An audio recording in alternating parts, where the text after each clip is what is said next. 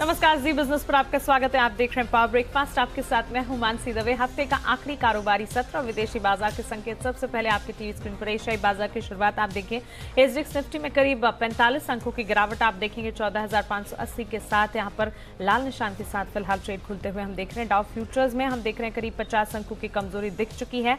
वहीं जापान के निक्केई में भी एक सपाट ट्रेंड देखने को मिल रहा है। हांगकांग की बाजार भी लाल निशान के साथ ही शुरुआत करते हुए दिख रहे हैं। तो एशियाई बाजार की शुरुआत जो है यहाँ पर बिकवाली का दबाव देखने को मिल रहा है। लेकिन साथ ही आप बीती रात अमेरिकी बाजार में किन लेवल्स पर ट्रेड हुआ वो देखें।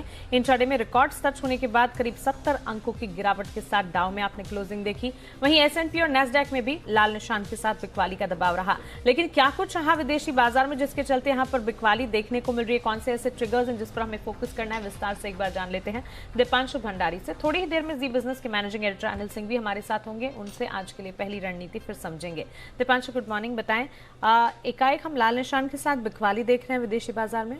Good morning Mansi. बिकवाली नहीं है, आप कंसोलिडेशन थोड़ा देख रहे हैं क्योंकि कोई ज्यादा बड़ी गिरावट तो आती हुई नहीं दिख रही है। बल्कि अगर आप देखें तो कल शाम भी अमेरिकी बाजारों की तो शुरुआत अच्छी हुई थी। हालांकि towards the end of day थोड़ी गिरावट के साथ बंद हुए, बट फिर भी कुछ ज्यादा प्रेशर नहीं आते हुए दिखा है। अगर आप देखेंगे तो कुछ बड़े स्टॉक्स पर थोड़ा प्रेशर था जिसकी वजह से ओवरऑल इंडेक्स की वीक परफॉर्मेंस है।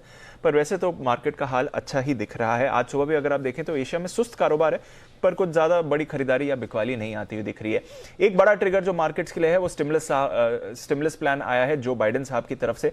1.9 ट्रिलियन डॉलर्स का ये नया स्टिमुलस प्लान है।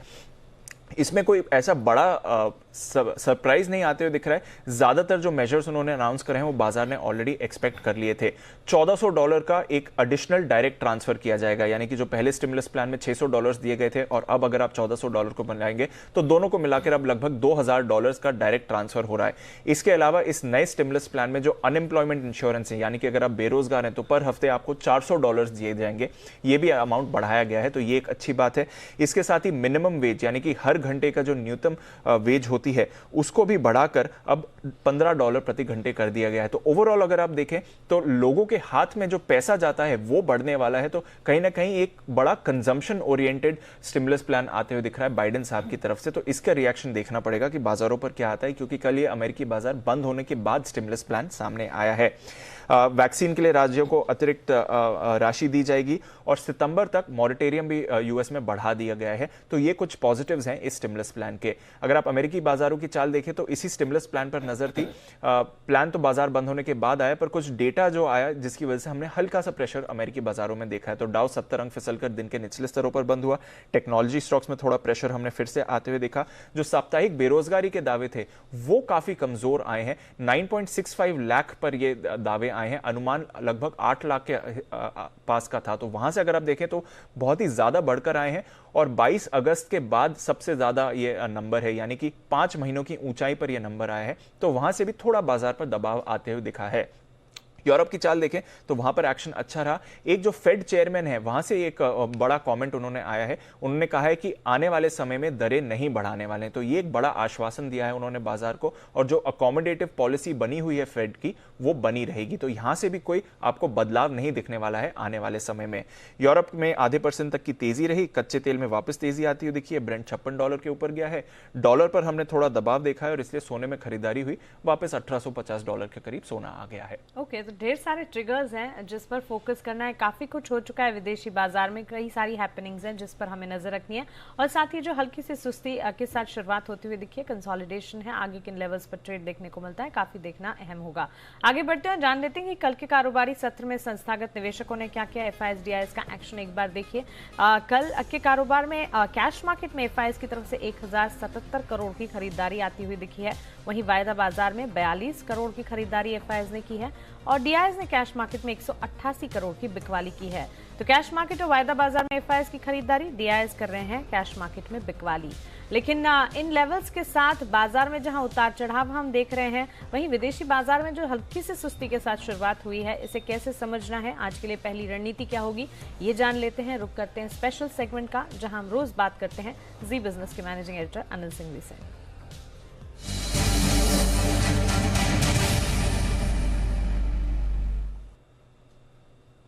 Anil sir, good morning. विदेशी बाजार के संकेतों को कैसे समझा जाए आज के लिए, फिर भारतीय बाजार पर इसका इम्पैक्ट कैसे होगा, पहली रणनीति क्या होगी? Good morning Mansi. मेरे जो संकेत है हल्के से कमजोरी की यूं कह सकते हैं कि जैसा भारतीय बाजारों का अनुमान था उससे थोड़ा सा कमजोर सेशन अमेरिका में रहा। हमारे बाजारों के बंद होते हुए डाउ फ्यूचर्स लगभग 100 पॉइंट ऊपर ट्रेड करे थे, तो उसके मुकाबले में लाल निशानी बंद हुए और फिलहाल डाउ फ्यूचर्स थोड़े से नीचे है, तो उसके चलते हुए हल्की लाल निशान के साथ शुरुआत होने की संभावना आप मान सकते हैं।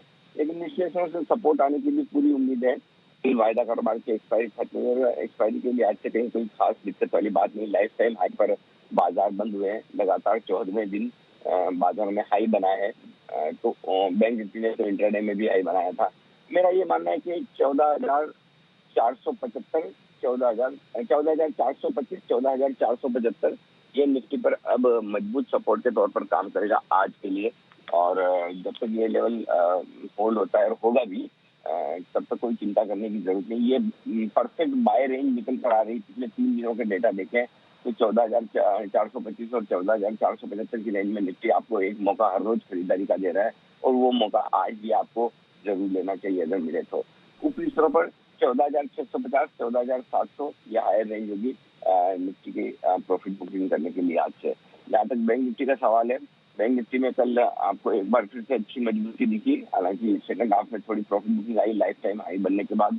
ऐसे में 32,150, 32,300 बैंक निफ्टी पर मजबूत सपोर्ट के तौर पर आज आपको नजर आएगा, और ये रेंज आसानी से नहीं टूटने वाली है। और ऊपरी स्तरों पर आप 32,700 से लेकर 32,850 तक बैंक निफ्टी को जाते हुए देख सकते हैं। बिल्कुल अनिल सर, शुक्रिया इस स्ट्रैटेजी हमें बताने के लिए। तो पहली स्ट्रैटेजी यहाँ पर निफ्टी के लिए 14,425 से 14,475 से सपोर्ट के तौर पर आप मानकर चलें। वहीं ऊपरी रेंज जो है यहाँ पर 14,650 से 14,700 की रहेगी।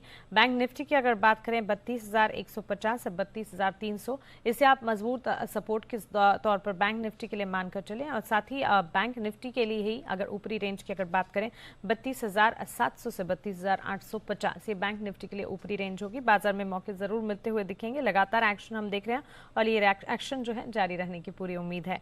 लेकिन साथ ही रिजल्ट सीजन की भी शुरुआत हो चुकी है और खबरें भी कई सारी हैं जो कि आती हैं।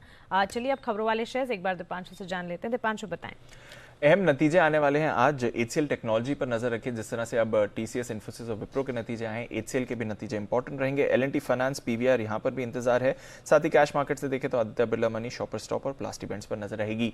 गेल यहां पर बायबैक आने वाला है। हमने तो आपको एक्सक्लूसिव खबर 1-1.5 महीने पहले ही बता दी थी कि इनका बायबैक की तैयारी है। आज इस पर निर्णय होगा बोर्ड की तरफ से। और IRFC IPO वैसे तो कॉमन पब्लिक के लिए मंडे को खुलेगा, पर आज एंकर निवेशकों के लिए IPO खुलेगा।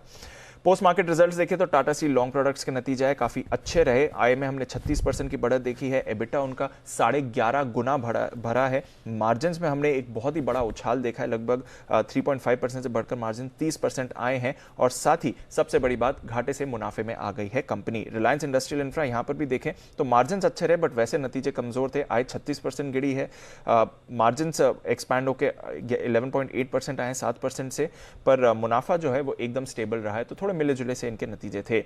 सेल ऑफर फॉर सेल का अपडेट, बहुत ही अच्छा रिस्पांस मिला। आज रिटेल निवेशकों के लिए खुलेगा, पर कल नॉन रिटेल हिस्सा इसका 4.14 टाइम सब्सक्राइब हुआ। और ओवरऑल अगर सब्सक्रिप्शन देखें तो 2 टाइम से ज्यादा है। 64 रुपए पर शेयर का फ्लोर प्राइस है। 10% हिस्सा सरकार बेच रही है, शायद 5% का एडिशनल ग्रीन शू ऑप्शन है, वो भी एक्सरसाइज हो सकता है। भारतीय एयरटेल, जैसे कि अब इनकी फॉरेन ओनरशिप लिमिट बढ़ गई है, MSCI की तरफ से बयान आया है कि जो अभी फरवरी का रिव्यू है उसी में भारतीय एयरटेल को इंक्लूड कर दिया जाएगा। तो एक्सपेक्ट करिए कि यहां पर एक्शन हो सकता है। 9 फरवरी को जो इनकी रिव्यू लिस्ट है वो सामने आएगी। भारत डायनामिक्स पर भी नजर रखिए। कंपनी ने थेल्स के साथ star streak air defence system पर काम करने के लिए साझेदारी की है। भारत और यूके की सरकार के सहयोग के साथ ये काम होगा। और वेंकीज, SKM एग, गोदरेज एग्रोवेट, इन सभी कंपनियों के लिए अच्छी खबर आ रही है। दिल्ली सरकार ने जो पोल्ट्री मार्केट पर रोक लगाई थी वो हटा दी है। अब पोल्ट्री मार्केट दिल्ली में फिर से खुल सकती हैं। वहां की एक बड़ी पोल्ट्री मार्केट में कल कुछ सैंपल्स की टेस्टिंग की गई थी और सारे के सारे सैंपल्स बर्ड फ्लू के लिए नेगेटिव आते हुए दिखे। तो इसलिए अब जो ये स्टॉक के व्यापार और इंपोर्ट पर पाबंदियां लगाई गई थी वो हटा दी गई हैं यहां पर। ओके दीपांशु, शुक्रिया ये जानकारी के लिए, खबरों वाले शेयर्स और विदेशी बाजार के संकेतों में बताने के लिए। तो ढेर सारी खबरें हैं, नतीजे हैं, काफी एक्शन पैक दिन रहने वाला है और इन तमाम खबरों पर, नतीजों पर फोकस रहेगा। HDFC सिक्योरिटीज के VK शर्मा ने ऑप्शन की दमदार रणनीति सुझाई है, उसे देख लेते हैं। BPCL के 2 ऑप्शन स्टॉक लेके आए हूँ। तो कैडिला हेल्थ का आप 510 का कॉल ले सकते हैं, करीब 20 रुपए पे। स्टॉप लॉस रखिए 15 रुपए। इसका टारगेट रहेगा 29 रुपए। BPCL जो एक कैंडिडेट है स्ट्रेटेजिक डिसइन्वेस्टमेंट का, तो उसका 430 की कॉल ली जा सकती है 18 रुपए में। स्टॉप लॉस रहेगा 14 रुपए, उसका टारगेट रहेगा 24 रुपए। ठीक है, तो कैडिला हेल्थ केयर 510 की कॉल लेने की राय, यहाँ पर 29 के टारगेट को ध्यान में रखें, स्टॉप लॉस 15 का लगाना होगा। वहीं BPCL में 430 की कॉल लेने की राय, शर्मा जी की तरफ से टारगेट यहाँ पर 24 के, स्टॉप लॉस जो है 14 यहाँ पर आप लगाकर चल सकते हैं। 2 स्टॉक्स ऑप्शंस की दमदार रणनीति के तौर पर आपको सुझाए गए। चलिए अब कुछ इंपॉर्टेंट ट्रेडिंग कॉल्स आपको बता देते हैं जहां पर इंट्राडे पर्सपेक्टिव के लिहाज से आप बाइंग करके चल सकते हैं। ढेर सारी कॉल्स आ जाई हैं और सारी की सारी बाइंग की तरफ ही इशारा करती हुई। सबसे पहले चॉइस ब्रोकिंग की राय HFCL पर ही खरीदारी की राय दे रहे हैं। कल के सत्र में अच्छी तेजी के साथ ट्रेड कर रहा था, करीब 4% का अपटिक हमने देखा। 3680 के टारगेट्स को मानकर चलें, 3230 का स्टॉप लॉस लगाकर यहां पर खरीदारी की जा सकती है। एक्सिस सिक्योरिटीज, ITC और HPCL दोनों स्टॉक्स पर पॉजिटिव नजरिया है इनका। ITC पर खरीदारी कीजिएगा, 222 के टारगेट्स को ध्यान में रखें, 211 का स्टॉप लॉस लगाएं। HPCL में खरीदारी करके चल सकते हैं, 242 के टारगेट्स को ध्यान में रखा जाए, 230 का एक स्टॉप लॉस लगाना होगा। आनंद राठी सिक्योरिटीज, इंडसइंड बैंक और साथ ही हिंदुस्तान पेट्रो पर खरीदारी की राय दे रहा है। इंडसइंड बैंक पर 1000 के टारगेट्स को ध्यान में रखा जाए, 954 का एक स्टॉप लॉस यहाँ पर जरूर लगाएं। और साथ ही हिंद पेट्रो HPCL में भी आप देखिए 240 के टारगेट्स के साथ 229 का एक स्टॉप लॉस लगाकर खरीदारी का मन बनाया जा सकता है।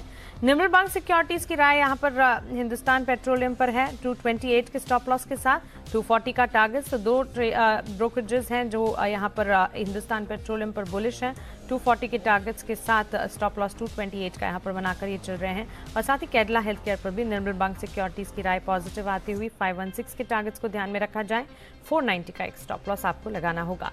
तो ये सारी कॉल्स आपके लिए इंट्राडे पर्सपेक्टिव के लिहाज से। बाजार पर आपकी रणनीति क्या हो, ये स्ट्रैटेजी बताने के लिए अब हमारे साथ कोटक सिक्योरिटीज के श्रीकांत चौहान जुड़ गए हैं। श्रीकांत जी, गुड मॉर्निंग, स्वागत है आपका जी बिजनेस पर। इंडेक्स आज आपको कैसा लग रहा है, आज के लिए बाजार का सेटअप आपके हिसाब से कैसा होगा? Good morning. देखिए, वैसे मार्केट है वो एक अपनी रेंज के अंदर ट्रेड कर सकता है, क्योंकि मार्केट काफी चल चुका है और 14,700 के करीब हमने देखा है कि काफी सारे कॉल राइटिंग्स है और 14,400 के करीब काफी सारे पुट राइटिंग है। तो ओवरऑल मुझे लगता है कि जब तक इस रेंज को मार्केट क्रॉस नहीं करेगा तब तक इसी रेंज के अंदर ट्रेड कर सकता है। और चूंकि आज मार्केट गैप डाउन खोल रहा है, कुछ 45 पॉइंट अभी तो सिंगापुर निफ्टी निगेटिव दिख रहा है, तो उसके बेसिस पे मुझे लगता है कि अगर ये नीचे खुलता है तो एक बाइंग की अपॉर्चुनिटी बनेगी मार्केट में।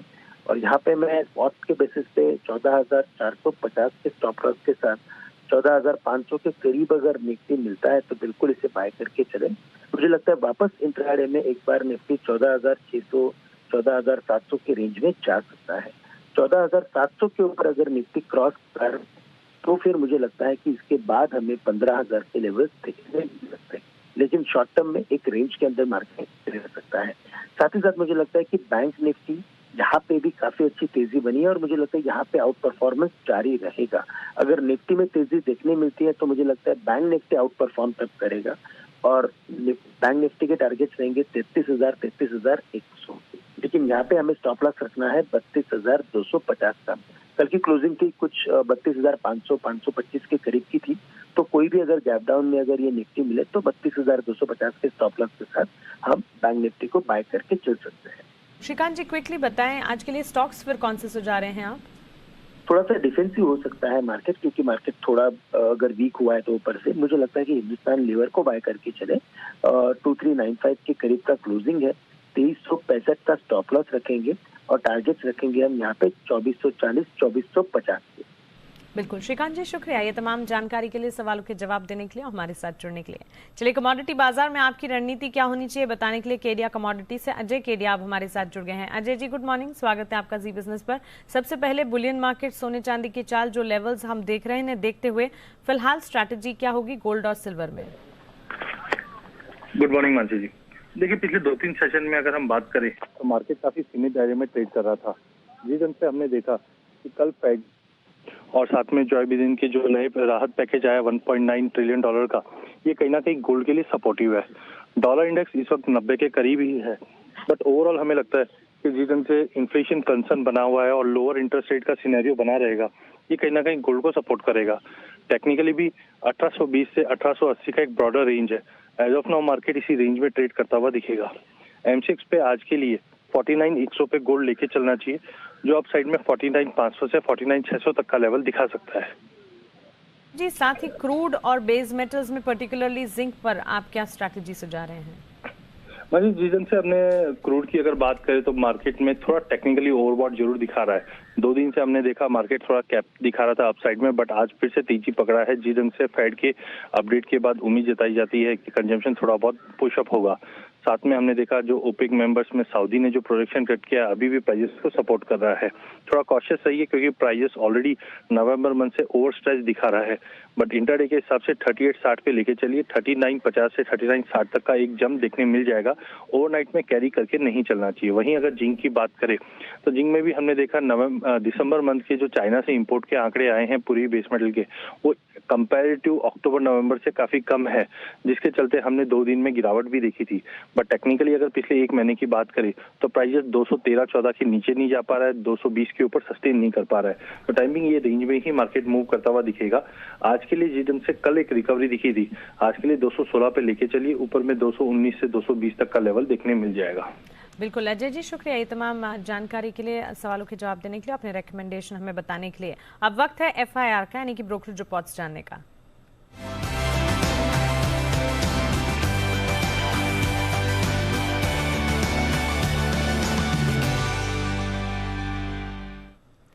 ब्रोकरेज रिपोर्ट एक्शन सृष्टि हमें बताएंगी। सृष्टि, गुड मॉर्निंग, बताएं। Very good morning Mansi. आज CLSA की नजर है ऑयल एंड गैस सेक्टर पे, जिसपे 2021 के लिए उन्होंने एक अहम थीम्स में से इस सेक्टर को बताया है। स्टॉक्स में ऑयल इंडिया पे उन्होंने एक रेटिंग अपग्रेड किया है। बिकवाली की राय बदलकर अब आउट परफॉर्म रेटिंग कर दी है और लक्ष्य 60 रुपए से बढ़ा के 120 के कर दिए हैं। BPCL आउट परफॉर्म रेटिंग बरकरार रखी है, लक्ष्य 360 से बढ़ा के 440 के दे रहे हैं। साथ ही HPCL पे भी उन्होंने लक्ष्य बढ़ाया है, खरीदारी की राय के साथ 225 से लक्ष्य बढ़ा के 270 के कर दिए हैं। गेल इस पे आज खरीदारी की राय दी है इन्होंने, 125 से लक्ष्य बढ़ा के 170 के यहां पे कर दिए हैं। Petronet LNG out perform rating बरकरार रखते हुए 270 के टारगेट्स दिए हैं। GSPL खरीदारी की राय के साथ 330 के लक्ष्य बता रहे हैं। IGL पे नजर रखें, यहाँ पे एक रेटिंग डाउनग्रेड आया है पर लक्ष्य उन्होंने बढ़ाया है। खरीदारी की राय बदलकर अब आउट परफॉर्म रेटिंग कर दी है पर 525 से लक्ष्य बढ़ा के 615 के कर दिए हैं। वहीं MGL पे भी इन्होंने खरीदारी की राय दी है, 1350 से लक्ष्य बढ़ा के 1470 के कर दिए हैं। और आखिरी में गुजरात गैस पे इन्होंने खरीदारी की राय बरकरार रखी है, 370 से लक्ष्य बढ़ा के 450 के दे रहे हैं। बिल्कुल सृष्टि, शुक्रिया ये ब्रोकरेज रिपोर्ट्स हमें बताने के लिए। और इसी के साथ पावर ब्रेकफास्ट में फिलहाल इतना ही।